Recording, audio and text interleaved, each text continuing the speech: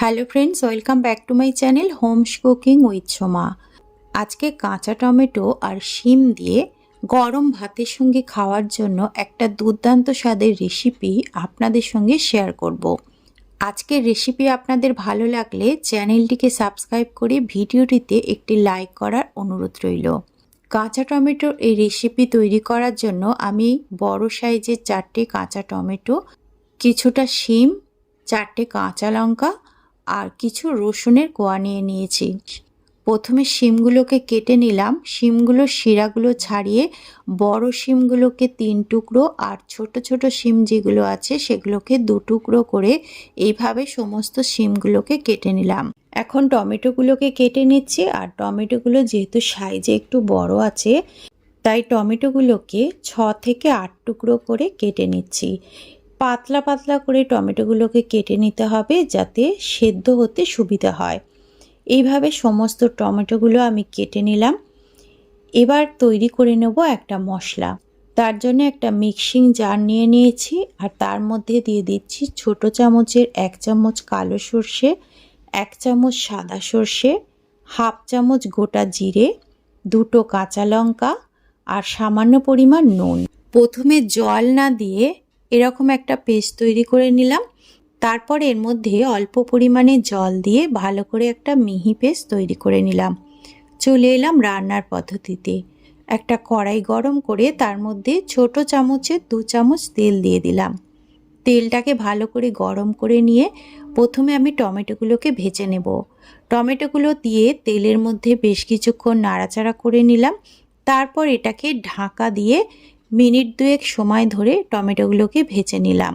ঢাকা খুলে নেওয়ার পর দেখা যাচ্ছে যে টমেটোগুলো কালার চেঞ্জ হয়ে গেছে আর ভাজার একটা লালচে কালার চলে এসেছে। এই পর্যায়ে আমি এর মধ্যে কিছুটা নুন অ্যাড করছি। প্রথম থেকে আমি নুন দিয়ে টমেটোগুলোকে ভাজিনি। প্রথমে টমেটোর মধ্যে নুন দিয়ে দিলে তাতে টমেটো থেকে জল বেরিয়ে যেত আর ভালো করে ভাজা হতো না।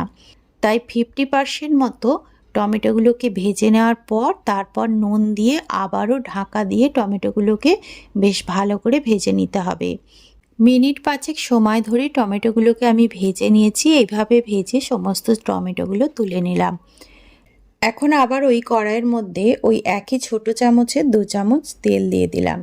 তেলটাকে ভালো করে গরম করে নিয়ে এর মধ্যে দিয়ে দিলাম হাফ চামচ কালো জিরে, 2টো চেরা কাঁচা লঙ্কা আর 4 থেকে 5 কোয়া গ্রেট করে নেওয়া রসুন। রসুনটাকে গ্রেট করে নেবেন অথবা ছোট ছোট করে টুকরো করে কেটে নেবেন। সমস্ত ফোড়নগুলোকে ভালো করে ভেজে নিচ্ছি। তবে রসুনটাকে পুরোপুরিভাবে লাল করে ভাজবো না। 50% রসুনটাকে ভেজে নেওয়ার পর এর মধ্যে দিয়ে দিচ্ছি কেটে রাখা শিমগুলো। শিমগুলো দিয়ে ভালো করে সব কিছুর সঙ্গে মিশিয়ে দেব। শিমগুলোকে ভালো করে ভেজে নেব। শিম ভাজতে ভাজতে রসুনটা পুরো ভালোভাবে ভাজা হয়ে যাবে। এখন আমি সব কিছু মিশিয়ে দিয়ে ঢাকা দিয়ে মিনিট 2-3 সময় ধরে সব কিছু ভেজে নিলাম। 2-3 মিনিট পর দেখুন এখন শিমের কালারটা চেঞ্জ হয়ে গেছে আর বেশ ভালো করে ভাজাও হয়ে গেছে। এইভাবে শিমগুলোকে ভেজে নেওয়ার পর এর মধ্যে দিয়ে দিলাম তৈরি করে রাখা মশলাটা আর দিয়ে দিলাম মিক্সিং জার ধোয়া কিছুটা জল। এবারে দিয়ে দেব কিছু গুঁড়ো মশলা, দিয়ে দিলাম হাফ চামচ হলুদ গুঁড়ো আর হাফ চামচ লঙ্কার গুঁড়ো। এবারে সমস্ত মশলাগুলোকে গ্যাসের ফ্লেমটাকে লো রেখে ভালো করে কষে নেব। মশলাটা কষতে কষতে এর মধ্যে দিয়ে দিলাম স্বাদ মতো নুন।